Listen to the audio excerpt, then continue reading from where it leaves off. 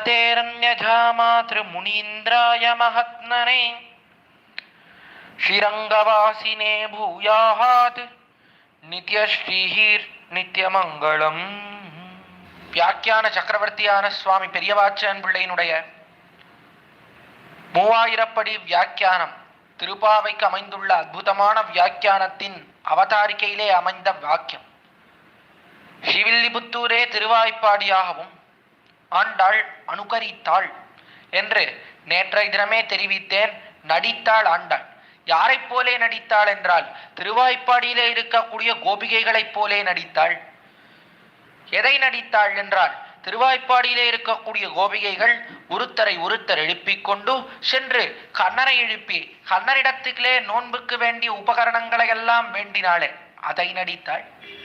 அதை எப்படி நடித்தாள் என்பதை அற்புதமாக வாக்கியத்தில் எடுத்து காட்டுகிறார் பெரியவாச்சான் பிள்ளை. ஸ்ரீவில்லிபுத்தூரே திருவாய்ப்பாடியாகவும் ஆண்டாள் நினைச்சுண்டாள். ஸ்ரீவில்லிபுத்தூர் அதுதான் திருவாய்ப்பாடி நினைத்து கொண்டாள். ஸ்ரீவில்லிபுத்தூர் என்பதையே மறந்து விட்டாள். தான் இருப்பது திருவாய்ப்பாடி என்று நினைத்து கொண்டாள்.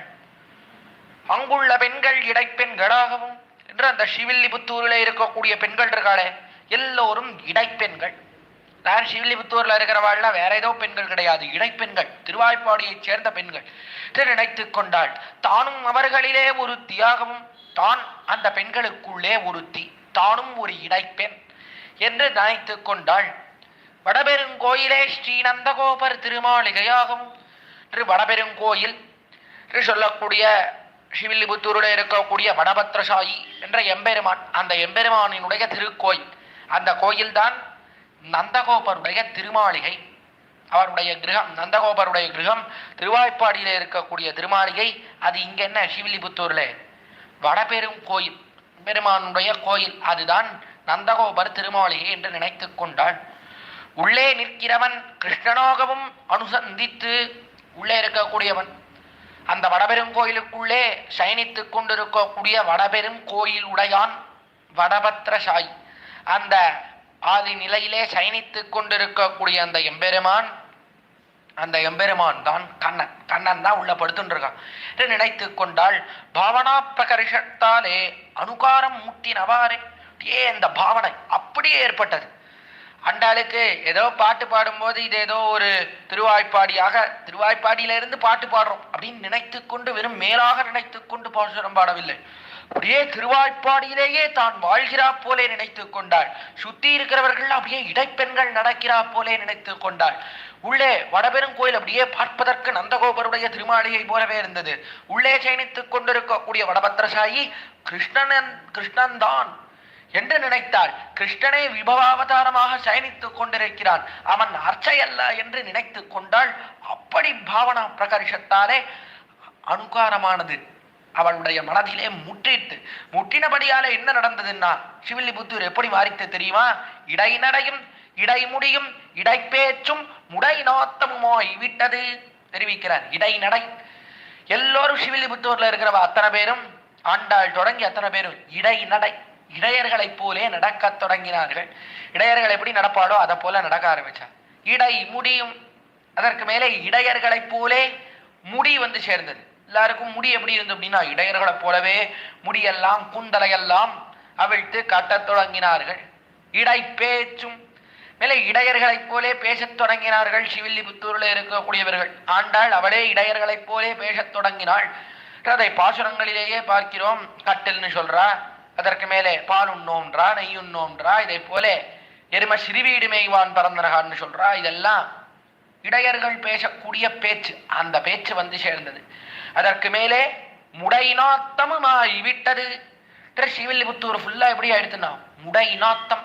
முடை நாத்தம்னா என்னன்னா இந்த தயிர் பால் இதெல்லாம் ஒரே பாத்திரத்துல ரொம்ப நாள் வச்சிருந்தா அதுல ஒரு வாடை ஏற்பட தொடங்கும். ஒரே மாதிரி ஒரு மாதிரி கச்சி போன வாடை மாதிரி ஒரு வாடை, அதற்கு முடை நாற்றம் அப்படின்னு பேர். அந்த வாடையானது திருவாய்ப்பாடியில எப்போ அந்த வாடை தான் நிறைஞ்சிருக்கும். நான் எப்ப பார்த்தாலும் தயிர் பால் மோர் இதையெல்லாம் பாத்திரத்துல வைத்து வைத்து வைத்து பாத்திரத்திலிருந்து ஒரு முடை நாத்தம் வீசும். அந்த நாத்தமாக மாறித்து ஸ்ரீவில்லிபுத்தூர் முழுவதும் முடை நாற்றமானது பெருகத் தொடங்கிட்டு. அப்படி பாவனை அவனை அப்படியே முத்தி விட்டது. அப்படி அதை தத்ரூபமாக நடிக்கத் தொடங்கினாள் ஆண்டாள். எதை நடித்தாள் என்றால் கீழே தெரிவித்தேன், நோன்பு நோற்பதாக நடித்தாள். தான் நோன்பு நோற்பதாகவும் மழை இல்லாதபடியாலே நோன்பு நோற்பதாகவும் வேண்டின உபகரணங்களை கண்ணனிடத்திலே பிரார்த்திப்பதாகவும் நடித்தாள் ஆண்டாள். ஏன் இப்படி நோன்பு நோற்பதா நடிக்கணும், ஏன் இப்படி செய்ய வேண்டும் என்றால் கண்ணனிடத்திலே மிகுந்த பிரீத்தி ஆண்டாளுக்கு.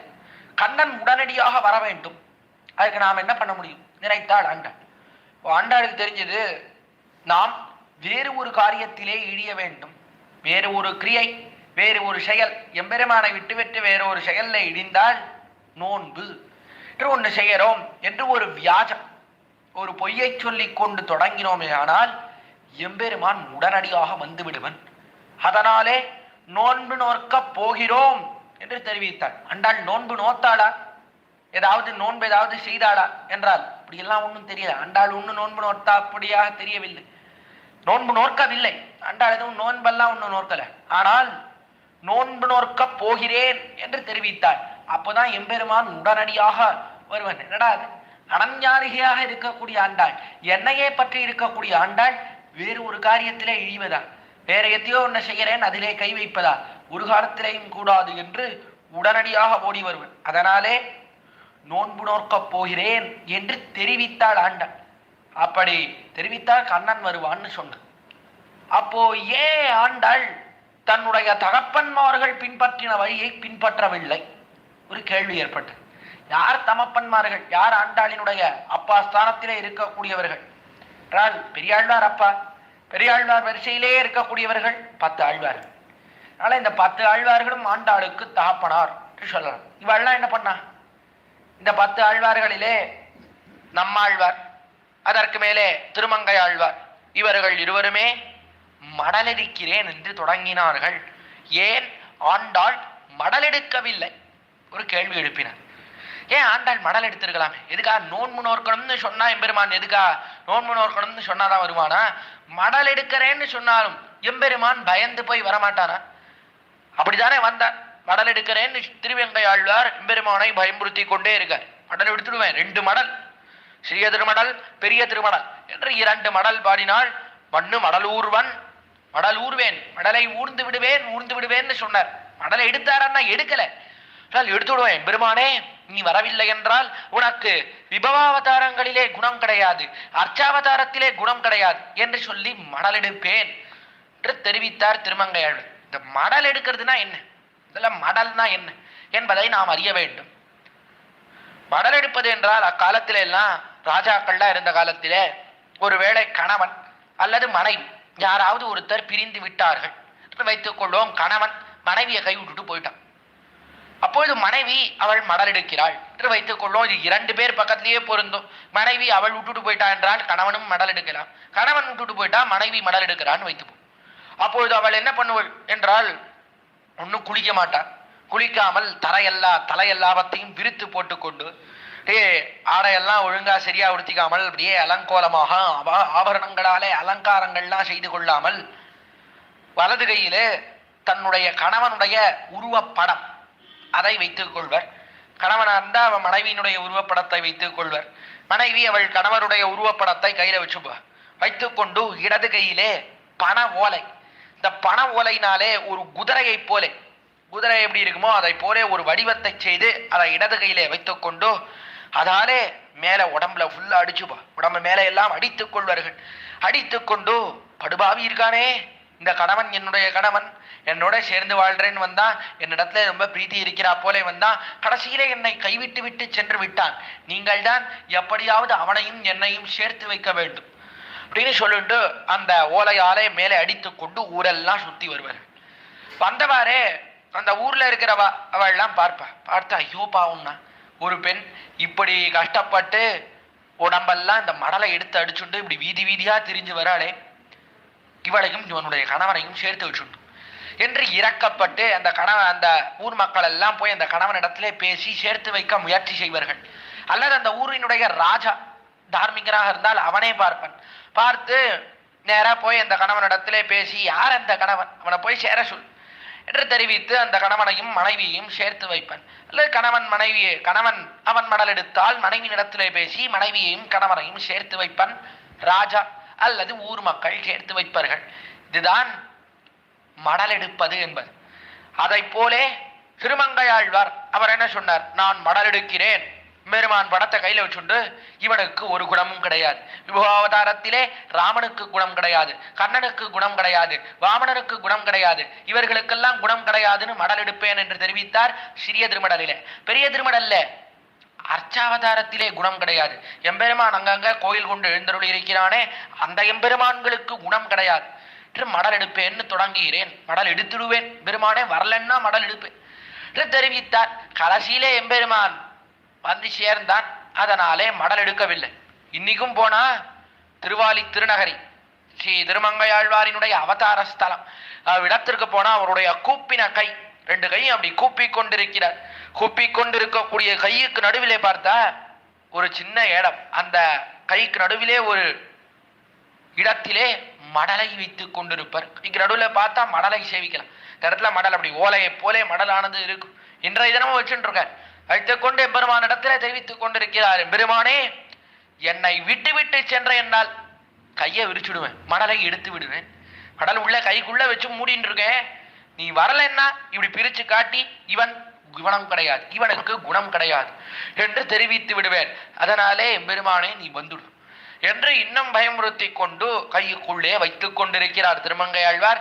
அதேதான் சுவாமி நம்மாழ்வாரும் பண்ணார். மடல் ஊர்துமே யாமடல் ஊர்தும் எம் ஆடியங்கை பிரானுடை தூமடல் தன்னந்துடாய் மலர் கொண்டு சூடுவோம் என்று 2 பாசுரங்கள் 5ஆம் பத்திலே 3ஆம் திருமொழி மாசருசோதி என்கிற பதிகத்திலே திருவாய்மொழியிலே பாடினார் என்று பார்க்கிறோம். ஆக இவர்களெல்லாம் மடல் ஊர்ந்தாலே அதே பிரக்கிரியையிலே அவர்களுக்கு பெண் பிள்ளை ஸ்தானத்திலே இருக்கக்கூடிய ஆண்டாள் அவளும் மடல் எடுத்திருக்கலாமே. மடல் எடுத்திருந்தா எம்பெருமான் வந்து விடுவனே. எம்பெருமான் நம்ம போய் ஆழ்வார்களே குணம் கிடையாதுன்னு சொல்லிட்டா வேற யார் பத்துவர்கள்னு பயந்து போய் வந்திருக்கலாமே. ஏன் ஆண்டாள் மடல் எடுக்கவில்லை அப்படின்னு ஒரு கேள்வியை எடுத்த கேள்வியை கேட்டார். அவ்விடத்திலே வியாக்கியானம் கேட்டுக்கொண்டு அவரே ஆச்சரியமான ஒரு சமாதானம் தெரிவித்தார். இவ்விடத்திலே மடல் பலியாது, இந்த இடத்துல மடல் பலியாது. ஏன் தெரியுமா? இந்த விஷயத்திலே கண்ணன் விஷயத்திலே மடல் பலிக்காது. ஏன் என்றால் ஆச்சரியமான ஒரு வாக்கியத்தை தெரிவித்தார். சக்கரவர்த்தி திருமகனை போலே குணவியசனி அன்றிக்கே ஒக்க மடல் எடுப்பான் ஒரு சுடை கேடனாகையாலே மடல் பலியாது தெரிவித்தார் பெரியவாச்சான் பிள்ளை. சக்கரவர்த்தி திருமகனை போலே குணவியசனி அன்றிக்கே அந்நியே சக்கரவர்த்தி திருமகன் சக்கரவர்த்தி தசரதன் அவனுக்கு பிள்ளையாக இருக்கக்கூடிய ராமபிரான் தான் சக்கரவர்த்தி திருமகன் நம்முடைய சம்பிரதாயத்திலே பேர். அவன் குணவியசனி அந்நியே, அவனை போலே அவன் எப்படி இருந்தான்? குணவியசனி, குணத்திற்காக வியசனி, துக்கப்படக்கூடியவன். குணமில்லைன்னு யாராவது சொன்னா போரும், ரொம்ப துக்கத்தை அடையக்கூடியவன். ஐயோ எனக்கு குணம் இல்லைன்னு சொன்னாளா, குணத்தை காட்ட வேண்டும் என்றல்லவா வந்து பிறந்தேன், எனக்கு குணம் இல்லையா என்று உருகிப்படுவன், தாங்க மாட்டான். ராமன் விஷயத்திலே யாரேனும் மடல் எடுக்கிறார்கள்னா மடல் எடுக்கிறதுக்கு முன்னாடி போடுவோம் அந்த இடத்துக்கு. யாரும் மடல் எடுக்கவே முடியாது ராமன் விஷயத்திலே. அப்படி தன்னுடைய குணத்துக்கு எந்த குறையும் வராதபடியாக ரட்சிக்கக்கூடியவன் ராமபிரான். ஆனால் இவன் எப்படி இருக்கான்? சக்கரவர்த்தி திருமகளை போலே குணவியசனி அந்நியே, அதை போல கிடையாது, ராமனை போல கிடையாது இந்த அவதார். இது என்ன கிருஷ்ணாவதார்? இப்படி இருப்பான். ஒக்க மடல் எடுப்பான் ஒரு சுழை கேடர் ஆகையாலே மடல் பலியாது சொன்ன. ஒக்க மடல் எடுப்பான் என்று ஆண்டாளோட ஒக்க மடல் எடுப்பான், சேர்ந்து இவனும் மடல் எடுப்பான். அப்படின்னா ஆண்டாள் ஒரு வீதியில மடல் எடுத்துன்னு போறா. ஆண்டாள் வடக்கு வீதி வழியாக மடலை எடுத்துக்கொண்டு அவ்விடத்திலே ஸ்ரீவில்லிபுத்தூரிலே ஒரு வீதி வழியாக பெரிய ரத வீதி வழியாக மடலை எடுத்துன்னு வரா. வச்சுப்போம். ஆண்டாள் கண்ணனுடைய படத்தை வலது கையில வச்சுட்டு இருக்கானே கண்ணன் தூர்த்தன்னா கெட்டவன், என்னை விட்டு விட்டு தனியாக விட்டு விட்டு போய்விட்டான், பெண்ணின் வருத்தம் அறியாத பெருமான் இவன், இவனோட எப்படி இவன் என்னை விட்டு போய்விட்டானே, யாராவது இவனை என்னோட சேர்த்து வைங்கும் அப்படின்னு ஓலையில அடிச்சுண்டு ஆண்டாள் பெரிய ரத வீதி வழியாக நடந்து வர. அப்படின்னா உள்ளே மாட வீதி வழியில கண்ணன் நடக்க ஆரம்பிப்பான். ஆண்டாளை பார்த்து, ஓ நீ மடல் எடுக்கிறியா? உடனே மாட வீதி வழியாக கண்ணன் அவன் ஆண்டாளோட படத்தை வச்சுப்பான். ஆண்டாளோட படத்தை வைத்துக் கொண்டு அவனும் ஓலை வச்சுண்டு, இந்த ஆண்டாள் இருக்காளே படுபாவி, நான் எவ்வளோ ஆசைப்பட்டு அந்த ஆண்டாள் இடத்துல போனேன், ஆண்டாள் என்னோட சேர மாட்டேன்னு சொல்லிட்டு அவள் மாட்டுக்கு தனியா கிளம்பி போயிட்டான் அப்படின்னு சொல்லிட்டு அவனும் சேர்ந்து மடல் எடுப்பான் பணம் ஓலையால அடிச்சுண்டு. ஊர்ல இருக்கிறவாள்லாம் பார்த்துட்டு, ஐயோ என்னடா அது, கணவன் அவனும் மடல் எடுக்கிறான், மனைவி அவளும் மடல் எடுக்கிறான், இப்ப என்ன பண்ணுறது, ரெண்டு பேரும் ஒருவேளை பைத்தியமோ, ரெண்டு பேரும் மடல் எடுக்கிறா, ரெண்டு பேரும் மடல் இருக்கிறா, ரெண்டு பேருக்கு அவ்வளவு பிரீத்தி இருந்ததுன்னா ரெண்டு பேரும் சேர்ந்து வாழ வேண்டியதானே. கண்ணன் என்ன சொல்றான், ஆண்டாளோட சேரணும் எனக்கு ஆசை அவ வரமாட்டேங்கிறான்றான். ஆண்டாள் என்ன சொல்றா, கண்ணனோட சேரணும் எனக்கு ஆசை அவன் வரமாட்டேங்கிறான்றா. ரெண்டு பேரும் சேராமல் ரெண்டு பேரும் தனித்தனியா மடல் எடுத்துட்டு இருக்கா. என்னவோ ஆயிடுத்து போல இருக்கு, மூளை கலங்கி போடுத்து போல இருக்கு. எதுக்குப்பா நமக்கு வீண் வம்பு, இவா சமாச்சாரத்துல போய் இவா கிட்ட பேசி நம்மையும் பைத்தியமாக்கிடுவா போல இருக்கு, ஐயோ வேணவே வேண்டாம்ப்பா அப்படின்னு மக்கள் எல்லாம் ஒதுங்கி போடுவா. கடைசியில ஆண்டாளும் கண்ணனும் தனியா மடல் எடுத்துட்டு இருக்க வேண்டியதுதான். அவ்வளவுதான், என்ன பண்ண முடியும், ஒன்னும் பண்ண முடியாது. கடைசியில மடல் பலியாது ஒக்க மடல் எடுப்பான் ஒரு சுனை கேடனா கையாலே. அற்புதமா தெரிவித்தார். சுனை கேடன் என்ன, மானமே கிடையாது, மானம் கெட்டவன் அப்படின்னு அர்த்தம். கண்ணன் இருக்கானே, கண்ணனுக்கு மானமே கிடையாதுன்னு, சுனையே கிடையாது. என்னடா அது, நாமும் சேர்ந்து மடல் எடுத்தா ஊர்ல இருக்கிறவாள்னா நம்ம பைத்தியம்னு நினைக்க மாட்டாளா, என்ன நம்மை தாழ்வாக நினைக்க மாட்டார்களா என்று கண்ணனுக்கு ஒரு சிந்தனையே கிடையாது. யார் எப்படி நினைச்சா என்னன்னா, நாமளும் சேர்ந்து மடல் எடுப்போம் அப்படின்னு வருவன். சக்கரவர்த்தியை போல, சக்கரவர்த்தி திருமானை போலே, ராமனை போலே குணத்துக்கு ஆபத்து வந்தாலும் கவலையே கிடையாது. கண்ணன் மாட்டுக்கு அவன் ஒரு மடல் எடுப்பன், ஆண்டாளோடு ஒரு மடல் எடுப்பன். கடைசியிலே மடல் பலிக்காமல் போகும். பார்த்தாள் ஆண்டாள். அதனாலே இவ்விஷயத்திலே மடல் பலியாது, மடல் சேராது.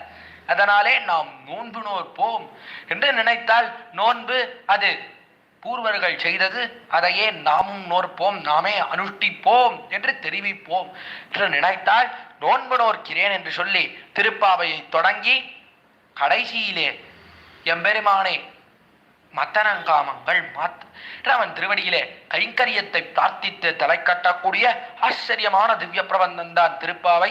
அப்படிப்பட்ட திருப்பாவை இதை பாட வேண்டும், நோன்பு நோக்க வேண்டும், அனுகரிக்க வேண்டும் என்று நினைத்து ஆண்டாள் தன்னுடைய பஞ்சாங்கத்தை அப்படி திறந்து பார்த்தாள்.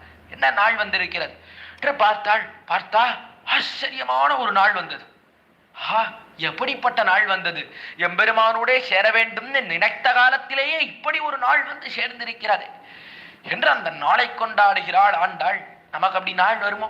ஒரு நாள் வராது. நாம ஏதாவது ஒரு காரியம் பண்ணணும் அப்படின்னா நாளை திறந்து பார்த்தாலே அப்பதான் அஷ்டமி நவமி செவ்வாய்க்கிழமை என்னென்னலாம் கெட்ட நாள் இருக்கோ எல்லாம் அப்பதான் வந்து சேரும்.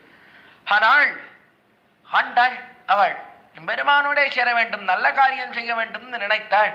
அதனாலே ஆண்டாளினுடைய சுபமான திருவுள்ளத்தாலே திறந்தவாறே, பஞ்சாங்கத்தை திறந்தவாறே, நல்ல மார்கழி மாசத்திலே சுக்லபக்ஷத்திலே பௌர்ணமி அந்த நன்னாள் வந்து சேர்ந்ததோ இல்லையோ, பார்த்தாலோ இல்லையோ, கண்ணனோட சேர வேண்டும் நினைத்த பொழுதே இப்படி ஒரு நாள் வந்ததே என்று கண்ணனை பாடுறதையும் விட்டுட்டான். பெருமாளை பாடுவதை விட்டு அதற்கு முன்பு முதல்ல வந்த நாளை பாடுகிறாள். அதுதான் முதல் பாட்டுக்கு உண்டான சாரம். பாட்டை அனுசந்தித்து அர்த்தத்தை மேலே அனுபவிப்போம்.